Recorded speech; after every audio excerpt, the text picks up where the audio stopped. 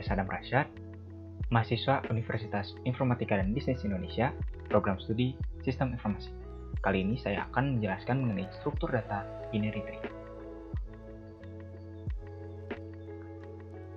Menurut Seymour Lipkus, tree adalah struktur data yang tidak linear atau yang non-linear yang digunakan terutama untuk merepresentasikan hubungan data yang bersifat hierarkis antara elemen-elemennya.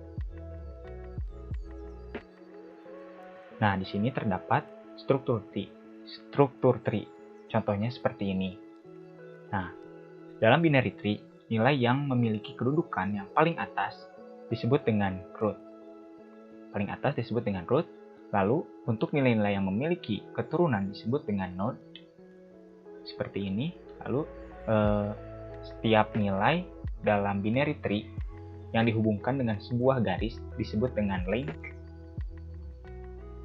Nah, lalu nilai yang paling bawah dalam sebuah tree disebut dengan leaf, daunnya, dan di dalam struktur tree terdapat struktur tree baru yang disebut dengan subtree. Nah, di dalam struktur tree ini terdapat tingkatan-tingkatan masing-masing, yaitu level 1, level 2, level 3. Nah, di sini terdapat aturan pengurutan binary tree. Contohnya itu G, C, H, A, B, K. Yang pertama kita urutkan, yang pertama ini G, kita tulis sebagai root. Nah, jika nilai child kurang dari parents, maka child disimpan di sebelah kiri. Jika nilai child lebih besar daripada parents, child disimpan di sebelah kanan. Nah, di sini kita tulis dulu G-nya sebagai root. Lalu C kita bandingkan dengan G. C dengan G lebih besar G ya, berarti C lebih kecil, berarti di sebelah kiri. Harusnya di sebelah kiri ya. Lalu kita bandingkan huruf yang selanjutnya adalah H. Dalam pengurutan abjad, H itu lebih besar daripada G. Jadi H lebih besar sama dengan G. Jadi harusnya di sebelah kanan. Nah, lalu setelah itu kita lanjut huruf A kita bandingkan dengan G. Maka lebih kecil ya. A lebih kecil dari G. Nah, A juga lebih kecil dari C ya. Jadi sebelah kiri juga A pastinya menjadi child sebelah kiri. Nah, lalu di sini ada D. D kita bandingkan dengan root G. Maka hasilnya akan lebih kecil D. D kita bandingkan dengan C. Jadi lebih besar D ya, berarti ke kanan. Nah, setelah itu yang terakhir ada K. Kita bandingkan dengan root yaitu G, maka lebih besar K ya. K kita bandingkan dengan H, maka lebih besar juga K. Berarti child kanan. Nah, ini yang disebut dengan parents. Nah, yang paling bawah ini child-nya gitu. Nah, di sini terdapat studi kasus. Yang pertama ada G, H, C, K, J, A, L, B, E, F, D. Nah, kita akan mengerjakan yang nomor 1 dulu. Di sini ketentuannya adalah urutkan ke pohon biner dan implementasi programnya. Nah, di dalam sini kita tulis dulu rootnya. Yang pertama-tama kita tulis rootnya yaitu G. G kita bandingkan dengan H, maka H lebih besar daripada G ya, berarti di kanan. Nah, setelah itu C kita bandingkan dengan G, maka lebih kecil ya C, berarti ke kiri. Dengan logika pasti ke kiri gitu. Nah, setelah itu kita bandingkan lagi K, kita bandingkan dengan G, dengan H, berarti lebih besar K ya, berarti ke kanan lagi. Child kanan atau child right. Nah, setelah itu kita bandingkan dengan huruf abjad ya, seperti yang biasa. Yang J sekarang, J kita bandingkan dengan G, maka J lebih besar dari G ya. Nah, lalu kita bandingkan dengan H, maka masih juga besar J juga ya. Nah, setelah itu kita bandingkan dengan K. Nah, J bandingkan dengan K, maka J itu lebih kecil, berarti ke kiri. Berarti K mempunyai anak di sebelah kiri. Berarti J di sini. Ya. Lalu di sini ada A. A kita pastinya sebelah kiri ya. Soalnya kan lebih kecil. Lebih kecil dari G dan juga lebih kecil dari C. Jadi sebelah kiri. Kita pasti akan muncul di sini. Nah, lalu setelah itu L. L kita bandingkan dengan G, maka lebih besar juga L ya. Kita bandingkan dengan H, lebih besar juga L. Lalu kita bandingkan dengan K, maka lebih besar juga L. Huruf abjadnya lebih besar L ya. Nah, lalu setelah itu B. B lebih kecil dari G pastinya. B lebih kecil dari G. Nah, C. C dengan B. B pastinya lebih kecil dari B. C lebih kecil dari C lebih besar daripada B. B itu lebih kecilnya dari C. Maka di sini sudah ada A. Namun kita bandingkan lagi dengan si A ini. A berbanding dengan B, maka B lebih besar dari A. Jadi A mempunyai anak atau child right atau child kanan. Berarti di sini harusnya B. Nah, seperti itu. Lalu di sini ada E. E kita bandingkan dengan G, maka hasilnya itu lebih kecil ya. Lebih kecil dari G. Nah, E kita bandingkan dengan C, maka lebih besar E. Harusnya sebelah kanan. Nah, lalu setelah itu kita bandingkan F. F bandingkan dengan G. G dengan F, maka lebih kecil ya. Lebih kecil. Lalu C dengan F, lebih besar F ya. Nah, setelah itu E. E kita bandingkan dengan F, berarti lebih besar F ya. Berarti sebelah kanannya E. Jadi E mempunyai anak F. Nah, dan yang terakhir ada D. D kita bandingkan dengan G, dengan C, dengan G, maka lebih kecil D ya, berarti ke kiri. D lebih besar ya daripada C, berarti ke kanan. Lalu di sini E dengan D, berarti lebih besar, lebih kecil D. E itu lebih besar ya, maka ke kanan. Ini child left, berarti child kiri. Nah, setelah itu kita membuat implementasi programnya yang diimplementasikan ke dalam program. Sama saja sebenarnya seperti yang di sebelah kanan. Nah, sebelah kanan ini adalah pohon binirnya dan ini adalah implementasinya. Nah, cuman bedanya adalah ini adalah di dalam program yang menerjemahkan alur datanya seperti ini. Di sini terdapat median atau titik tengahnya ya. Nah, di sini tuh terdapat jalur ke daerah kiri, yaitu left zone dan right zone. Seperti itu, maka yang tidak mempunyai anak sebaiknya kita coret. Ini tidak mempunyai anak, tidak mempunyai anak, dan yang lainnya juga tidak mempunyai anak, maka kita sebaiknya coret agar tidak membingungkan. Untuk nomor 1 mungkin seperti itu ya. Lanjut ke nomor 2. Baik, kita akan menjelaskan nomor 2. Sebagai berikut studi kasusnya, kita buat dulu pohon binirnya.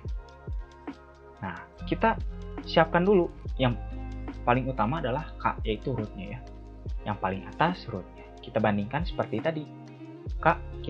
G kita bandingkan dengan K. Maka lebih kecil G ya pastinya ke kiri. Nah, M kita bandingkan dengan K, maka M lebih besar ya daripada K dari susunan abjadnya gitu.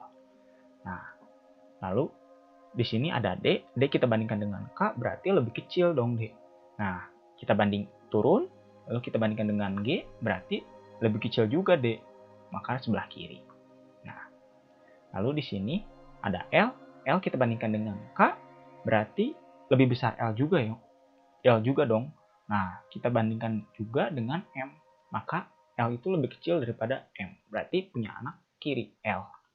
Nah, lalu setelah itu S kita bandingkan dengan K, maka lebih besar S juga ya. S kita bandingkan dengan M, berarti lebih besar S juga. Berarti mempunyai anak S. Nah, seperti itu. Lalu di sini ada B. B kita bandingkan dengan K, maka lebih kecil ya B. B kita bandingkan dengan G, pasti lebih kecil B dong. D dengan B berarti lebih kecil. Berarti B di sini ya. Nah, lalu setelah itu ada R kita bandingkan dengan K, lebih besar R, dengan M, lebih besar R juga, dengan S, lebih kecil R ya. Lebih kecil R berarti ke kiri, S mempunyai child kiri. Nah, child kirinya itu R. Lalu ada J, kita bandingkan dengan K, masih kecil J. Nah, berarti ke kiri ya.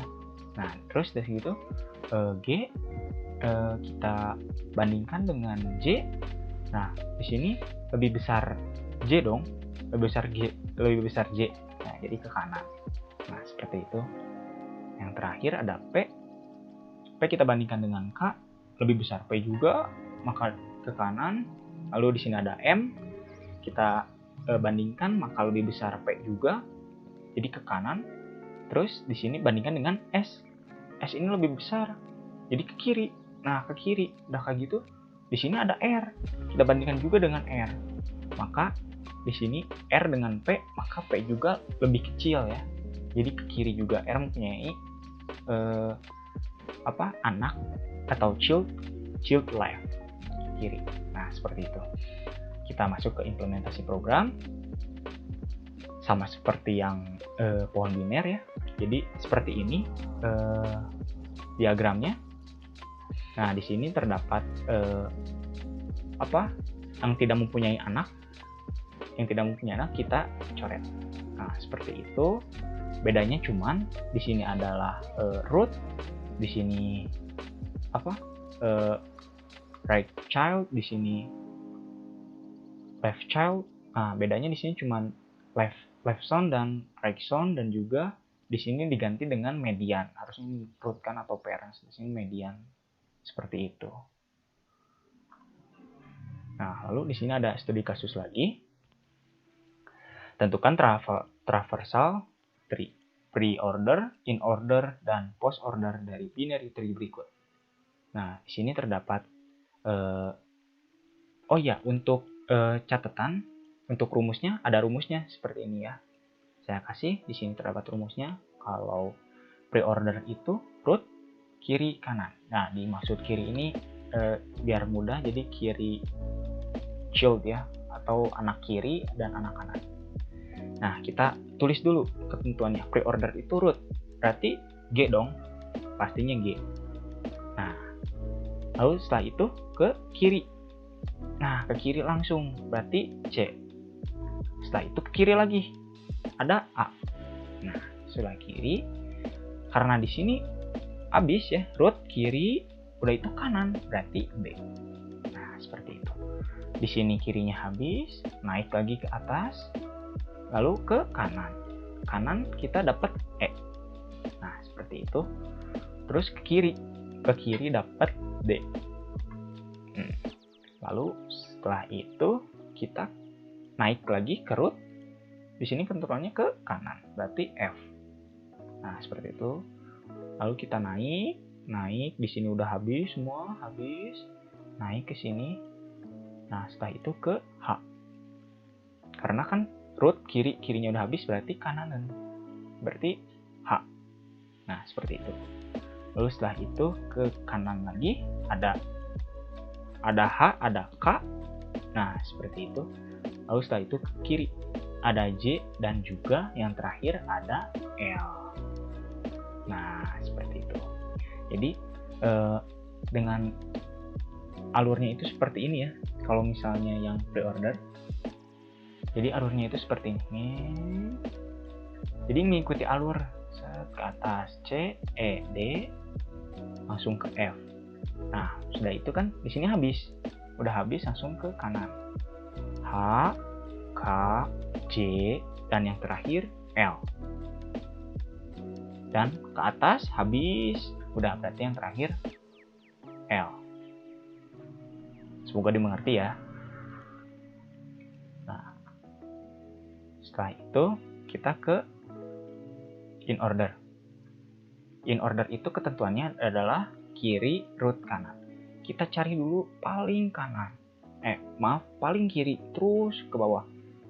G ini punya anak nggak ke kiri? Punya. Masih ada punya anak nggak? A. Nah, kita tulis A. Nah, setelah itu Di sini kirinya habis. Nah, A ini kan sebagai root juga kan, langsung ke kanan. Langsung ke kanan adalah B. Nah, kiri sini udah habis, langsung ke atas. Nah, ke atasnya itu adalah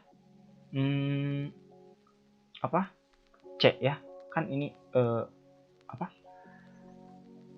kiri kanan root, berarti C.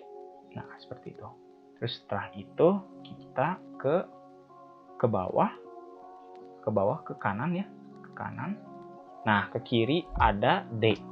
Nah, seperti itu ya, D. Setelah itu ke atas lagi ada E. Nah, kan root, langsung ke kanan lagi, F. Nah, seperti itu. Kita naik ke atas, ini udah habis semua, berarti di sini tinggal root. Karena ketentuannya kiri root. Kiri root kanan. Ini habis kirinya root, berarti G. Kita tulis G. Nah, seperti itu. Lalu setelah itu ke kanan ada H, kita tulis H-nya. Setelah itu kita ke J. J di sini kita tulis karena setelah di sini K ini mempunyai anak kiri. Nah, kita tulis J. Setelah itu ke atas ke root yaitu K. Dan yang terakhir adalah kanan, L. Nah, semoga dimengerti ya. Baik, kita lanjutkan ke post order. Di sini ketentuannya kalau post order itu kiri kanan root, berarti ke kiri dulu. Ke kiri, G ada kirinya C, C ada kirinya A. Nah, namun di sini A nggak punya kiri, berarti kanan dulu ya. Berarti kanan dulu yaitu ada B. B ke atas berarti rootnya A. A, lalu setelah itu ke atas lagi mempunyai kanan dari C. Kanan, E ini mempunyai left child atau kiri. Nah, yaitu D. Setelah itu kiri kanan root. Kiri kanan berarti F rootnya E. Kita naik ke atas yaitu C. Nah, kita ke atas lagi. Di sini mempunyai kiri udah habis semua. Masih mempunyai kanan, berarti ke kanan dulu, kanan. Setelah itu kita ke kanan lagi karena H mempunyai kanan. Maka ke K mempunyai kiri, maka J lalu ke L, kiri kanan root. Nah, setelah itu udah dari sini, dari K naik lagi ke atas karena kanannya udah habis, ke H, dan yang terakhir adalah G. Semoga kalian memahami ya. Nah, lalu di sini terdapat studi kasus yang kedua, sama seperti yang sudah saya jelaskan. Kalau misalnya pre-order, cara tercepatnya itu adalah mengikuti jalur. Jadi seperti ini. Dari sini ke sini, dari sini ke sini, dari sini ke sini. Lalu di sini udah habis. Lalu itu ke J. J udah habis, maka ke M. Lalu ke kiri dulu. Ke L. L udah habis. Lalu ke S. R. P. Di sini udah habis kosong. Udah deh. Tinggal ke atas. Untuk di sini kan udah habis. Ngecek ulang. Nah, jadi kita tinggal tulis di sini K rootnya, lalu ke G, lalu ke D, lalu ke B, lalu ke atas lagi ke J. Nah, setelah itu ke atas ke M, terus ke L, lalu ke S. Udah ke S, R, P. Mudah bukan? Mudah. Kalau misalnya kita ngelihat pasti mudah. Kalau misalnya kita nyoba sendiri pasti sulit. Baik, lalu kita ke in order. In order itu ketentuannya adalah kiri root kanan. Berarti ke kiri dulu ya. Di sini K mempunyai kiri ada G. G mempunyai D ada D. D mempunyai kiri ada B. Berarti yang terakhir adalah B. Kita tulis B. Setelah itu kita ke atas ada D. Setelah itu kita ke atas lagi karena ketentuannya adalah kiri root kanan, maka ke root dulu G lalu ke J. Setelah itu ke atas lagi. Nah, di sini tinggal kiri kanan root berarti kanan dulu berarti root dulu kirinya udah habis, tinggal root, berarti K-nya kita tulis, terus udah gitu kanan. Nah, setelah itu kanan berarti kan di sini kanan dia masih mempunyai kiri, berarti L. Nah, seperti itu. Kiri root berarti M. Lalu ke kanan. Kiri root kanan. Namun di sini ada mempunyai kanan yaitu S. Nah, namun si S ini mempunyai kiri, ketentuannya adalah kiri. Nah, berarti ke kiri dulu. Harus ke P dulu. Kita tulis P, lalu ke atas ada R, dan yang terakhir ada S. Nah, seperti itu. Setelah itu ada post order. Post order ini ketentuannya adalah kiri kanan root. Kiri terus kiri berarti ada B. Nah, setelah itu naik ke atas ada D, kiri kanan. Nah, di sini nggak langsung root, berarti ke kanan dulu, berarti J. Nah, terus dah seperti itu ke root, berarti G. Nah, setelah itu ke kanan mempunyai kiri. Si M ini mempunyai anak kiri, berarti ke kiri L dulu ya.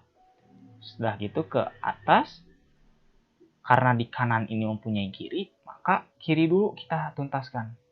Di kanan ini kan mempunyai anak kiri, berarti kiri dulu tuntaskan. Berarti P paling bawah dulu ya, P, lalu R, lalu dari itu ada S, karena ini adalah left child dari ini, berarti kiri kanan, lalu udah itu rootnya adalah M, dan yang terakhir adalah K. Seperti itu kira-kira yang bisa saya sampaikan. Mohon maaf atas keterbataan, atau mungkin ada yang kurang jelas bisa tulis di kolom komentar. Mohon maaf bila ada penyebutan salah ataupun kesalahan dalam ucapan atau perbuatan saya. Wabillahi taufiq wal hidayah. Assalamualaikum warahmatullahi wabarakatuh.